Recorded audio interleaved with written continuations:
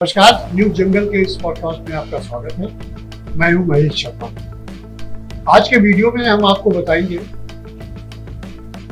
इस देश के जाने माने विद्वान रामानंद संप्रदाय के जगत गुरु राम भद्राचार्य के बारे में। हालांकि उनका नाम जितना विद्वतापूर्ण उपलब्धियां उनके नाम दर्ज है, उसको देखते हुए काफी सम्मान से देश में लिया जाता है और उनकी कथाओं में बेशुमार भीड़ होती है। लेकिन उनका नाम विवादों से भी जुड़ जाता है। उनके वक्तव्य कुछ ऐसे होते हैं, कुछ लोगों को चुभ जाते हैं, जिससे वो विवादों में आ जाते हैं। यहाँ तक कि उनके विरुद्ध लोगों ने हाई कोर्ट में रिट पिटीशन तक फाइल की, लेकिन उसमें कोई ऐसे तथ्य नहीं मिले तो कोर्ट ने उनको खारिज भी कर दिया। ताजा विवाद है उनको डीलिट की उपाधि देने के फैसले को लेकर। ये फैसला मध्य प्रदेश की इकलौती केंद्रीय यूनिवर्सिटी सागर की डॉक्टर हरि सिंह गौड़ विश्वविद्यालय ने लिया। उनकी विद्वत परिषद ने राम भद्राचार्य जी को डीलिट की उपाधि देने का निर्णय लिया और राष्ट्रपति को अग्रसारित किया, जिसकी स्वीकृति भी मिल गई। लेकिन वहां के छात्र, कुछ प्रोफेसर और कुछ सभ्य समाज के लोगों ने इसका विरोध किया। उनका कहना है कि राम भद्राचार्य जी के जो भी वक्तव्य होते हैं वो विभाजनकारी होते हैं, वो समाज को बांटते हैं। इसलिए हमारे इस विश्वविद्यालय से उनको डीलिट की उपाधि देना उचित नहीं होगा। ऐसे में जो सवाल उठाए गए और विश्वविद्यालय के प्रवक्ता से पूछा गया कि तो उन्होंने ये बताया कि नियमों के अनुसार निर्णय लिया गया, जिसकी स्वीकृति राष्ट्रपति से मिल चुकी है, तो उन्हें डीलिट की उपाधि से नवाजा जाएगा, इसमें कोई दो राय नहीं। दूसरी तरफ वो लोग ये तैयारी कर चुके हैं कि यदि जब भी ये दीक्षांत समारोह होगा तो वो सड़कों पर उतरकर इसका विरोध करेंगे। ये आपको बता दें, ये दीक्षांत समारोह अप्रैल के लास्ट वीक में यानी इसी दौरान होना था, लेकिन पहलगाम की घटना के बाद इसे स्थगित कर दिया गया, संभवतः अगले महीने हो जाए। तो इसी पर आज हमारे साथ बातचीत करने के लिए मौजूद है रामाभिराम संस्था के कानपुर के अध्यक्ष अमित झा। आपको बता दें, रामाभिराम संस्था राम भद्राचार्य जी की है और कानपुर में जो राम भद्राचार्य जी की कथा आयोजित करते हैं, उसका पूरा कार्यक्रम देखते हैं, उन्हीं की देखरेख में चलता है। वो अमित झा है जो आज हमारे साथ मौजूद है। इससे पहले कि मैं इनसे बातचीत शुरू करूं, मैं राम भद्राचार्य जी के बारे में भी कुछ बताना चाहूंगा आपको।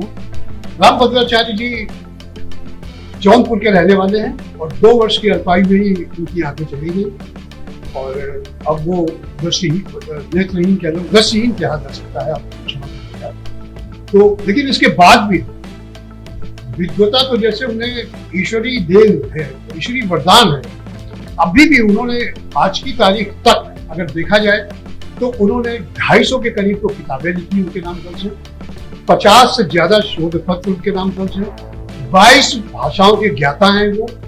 मैं एक छोटी सी बात बताना चाहूंगा कि उन दिनों में उड़ीसा में था तो पुरी में उनकी कथा आयोजित हुई, तो मैंने सोचा कि उड़ीसा के लोग पहुंचेंगे तो उड़िया भाषा में उनको बोलना पड़ेगा, उनको उड़िया आती है कि नहीं आती, हिंदी में बोलेंगे।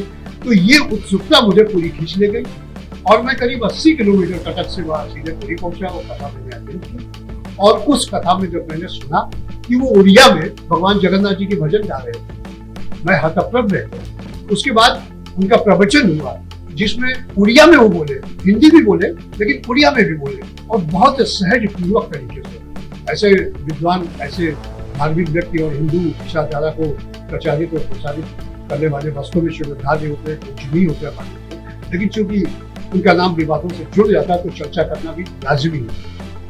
अमित जी, ये प्रोग्राम आपको मालूम है कि उनको डीलिट की उपाधि दी जा रही है और जी वो विरोध हो रहा है? हाँ, ये तो मुझे पता है। इसमें जब ये हो रहा था तो न्यूज में भी आया था और गुरु से भी बात हुई थी मेरी, तो उन्होंने कहा था वहाँ के जो मार्गदर्शक मंडल हैं उनमें उन्होंने इनको डीलिट की उपाधि देने के लिए प्रस्ताव पारित किया था, जो सर्वसम्मति से पास हो गया। फिर उसको राष्ट्रपति के पास भेजा गया, राष्ट्रपति मैम ने भी उस पर साइन कर दी। अब इनको डीलिट की उपाधि से प्रदान करना है।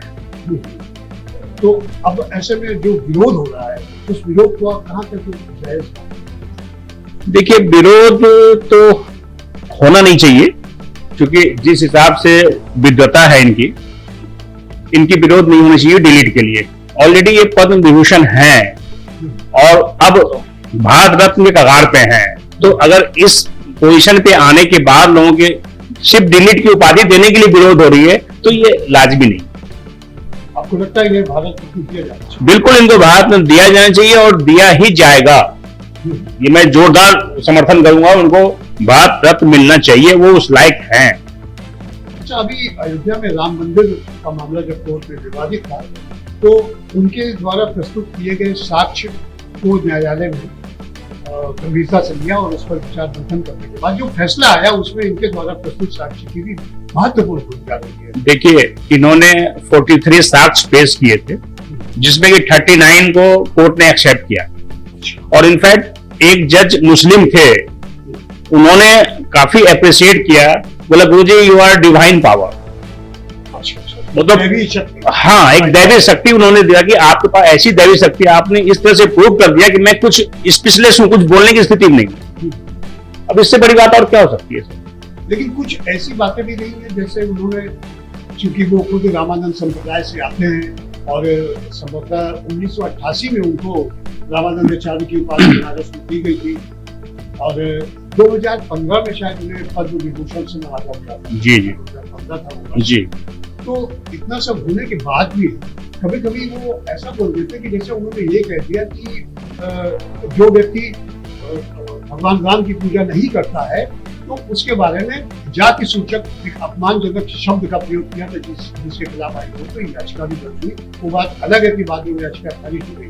तो ऐसे विवादित बयान, आप तो बहुत करीब रहे उनकी कथाओं का आयोजन करते हैं, तो ऐसे विवादित बयान वो क्यों देते हैं? आपको कभी चर्चा की? मैं बताऊं महेश जी, एक्चुअली ये राम जी इनके बाल रूप में रहते हैं इनके साथ, और खेलते हैं, रहते नहीं, इनके साथ खेलते हैं, और हमेशा वो चाहते हैं कि हर आदमी राम जी के आराध्य बने।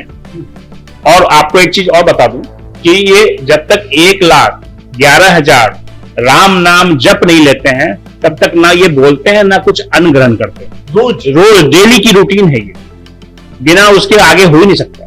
वो करने के बाद ही वो अन्न ग्रहण करेंगे या जल ग्रहण करेंगे। तो ऐसी महाशक्ति, आप 1,11,000 आप डेली राम जाप कर रहे हैं, तो शक्ति तो आपकी ऐसी आ जाएगी। अच्छा, कभी कभी ये भी देखा गया है कि वो अपने प्रवचन के दौरान गैर भाजपा दलों के नेताओं पर भी निशाना साध देते हैं। आपको उदाहरण के तौर पर मैं खुद प्रवचन की रिपोर्टिंग में मौजूद था, पुरानी बात है, सोनिया गांधी की सीधामना करती है। तो क्या एक धार्मिक व्यक्ति, एक प्रवचन करता, एक इतने विद्वान व्यक्ति को किसी राजनीतिक व्यक्ति पर आरोप करा नहीं चाहिए? देखिए, ये चूंकि ये सनातन प्रेमी है और इनका कार्य है हिंदू को जगाना, और उस क्रम में अगर कुछ बोल जाते हैं, तो ये आप उसको गलत मत मानिए। वो किसी राजनीति से प्रेरित होकर नहीं बोल रहे हैं, वो उनसे निकल जाता है, क्योंकि सनातन प्रेमी है, वो हिंदू के लिए ही लड़ते हैं। एक ताजा प्रकरण अभी बहुत कम समय हुआ था इसमें, आपको याद होगा कि मस्जिद के नीचे मंदिर है, तो वो जो आर्कियोलॉजी डिपार्टमेंट, उसने भी कुछ ऐसा काम किया और सरकार भी इस तरह पूरा सक्रिय हो गई थी। तो ऐसे में आरएसएस प्रमुख मोहन भागवत जी का बयान आया था कि सरकार को इन कार्यों पर बहुत ज्यादा जोर नहीं देना चाहिए। इस पर मोहन भागवत जी के इस बयान पर इनकी टिप्पणी आ रही थी, जब ये लोग विपक्ष में थे तब ये मस्जिद के नीचे मंदिर तलाश थे, आज सत्ता है तो ये इस काम से उनको अलग कर रहे हैं। भागवत जी को सीधा नहीं, बिल्कुल उन्होंने सही कहा।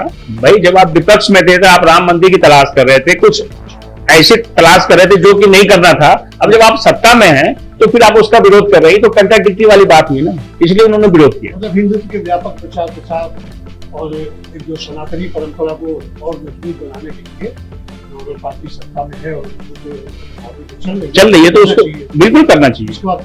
इसको मैं सपोर्ट करता हूँ, ये तो उन्होंने सही कहा, इसमें कहीं को दो राय नहीं, बिल्कुल सही कहा। अच्छा, एक सूत्र से हमें ये भी जानकारी दे दीजिए कि हो सकता है कि डीडी की उपाधि को लेकर के कुछ लोग कानूनी सलाह ले रहे हैं, उनको हो सकता है वो याचिका में चले जाए, वो भी सुप्रीम कोर्ट, भले ही राष्ट्रपति ने उसको अप्रूवल दे दिया हो, लेकिन ऐसा अगर होता है तो संस्था की तरफ से कोई तैयारी रामाभिराम संस्था को नहीं? देखिए, कई जगह कई जिलों में है। देखिए, रामाभिराम सेवा संस्थान जो है जगत गुरु रामभद्राचार्य जी द्वारा संरक्षित है, संरक्षक हैं वो हमारे इस संस्था के, और अध्यक्ष उन्होंने ही मुझे बनाया है, तो मैं तो इसको आगे लेके जाऊंगा, मैं भी जाऊंगा। अगर ये याचिका हाईकोर्ट जाती है, सुप्रीम कोर्ट जाती है, तो मैं भी सुप्रीम कोर्ट हाईकोर्ट जाऊंगा। मतलब एक काउंटर याचिका बिल्कुल काउंटर करूंगा कि आप इतने अच्छे विद्वत लोगों के खिलाफ अगर आप काउंटर करने जाए तो मेरा दायित्व बनता है, मेरा मॉरल रिस्पॉन्सिबिलिटी बनता है कि मैं भी जाऊं। चित्रकूट में जो उनकी यूनिवर्सिटी चल रही है उसमें एक लाख मतलब दिव्यांग बच्चे, जी जी जी, तो वहाँ आपको जाना होगा? हाँ कई बार जाना होगा, बराबर जाना होगा। अनुभव हमारे दर्शकों को शेयर। देखिए वहां पे जितने भी बच्चे हैं विकलांग, देखिए दो तरह के वहां पे हैं। एक तो स्कूल है, एक तो अंध विद्यालय है। अच्छा, अंध विद्यालय अलग है और दिव्यांग यूनिवर्सिटी अलग है। दिव्यांग यूनिवर्सिटी में क्या है ना, टेक्निकल जितनी भी पढ़ाई है वो दिव्यांग यूनिवर्सिटी में है। एक वोकेशनल ट्रेनिंग, व्यावसायिक प्रशिक्षण। हाँ, व्यवसायिक प्रशिक्षण देके उसको फिर रोजगार के लिए अग्रसित करते हैं। और कई इनके स्टूडेंट जो हैं आज भी IAS IPS हैं, आज भी हैं और निःशुल्क है। सिर्फ आपकी योग्यता विकलांगता की होनी चाहिए, आपकी एडमिशन आराम से हो जाएंगे। और इतनी बड़ी सेवा देश के लिए करना, जो सकलांग है वो नहीं कर पा रहे हैं, तो ये तो 2 साल में ही इनकी आंखें चली गई थी। और उसके बाद चारों वेद, रामायण, महाभारत सब पे कंठस्थ है। आप देखिए इतने अच्छे विद्वता है, इनसे आप अगर कोई भी आपको प्रॉब्लम है साथ करिए, साथ से जवाब दीजिए, कोई तर्क मत करिए उनसे। इनसे प्रमाण, ये आपको प्रमाण देके ये प्रूव कर देंगे कि जो इन्होंने कहा है वो सही है और आपको एक्सेप्ट करना पड़ेगा। यही कारण था कि आज राम मंदिर के लिए जब उन्होंने 39 उनके जो एक्सेप्ट किए गए, वो विजन यही था। साक्ष्य ऐसा उन्होंने प्रमाण दिया कि नहीं साहब ये राम मंदिर इसी जगह पे था, प्रूफ हुआ। तो हमारा ये कहना है अगर कहीं किसी को कोई प्रॉब्लम आ रही, कोई दिक्कत आ रही है, तो आप साक्षात करिए ना, आमने सामने बैठ के उनसे बात करिए, वो बताएंगे आप।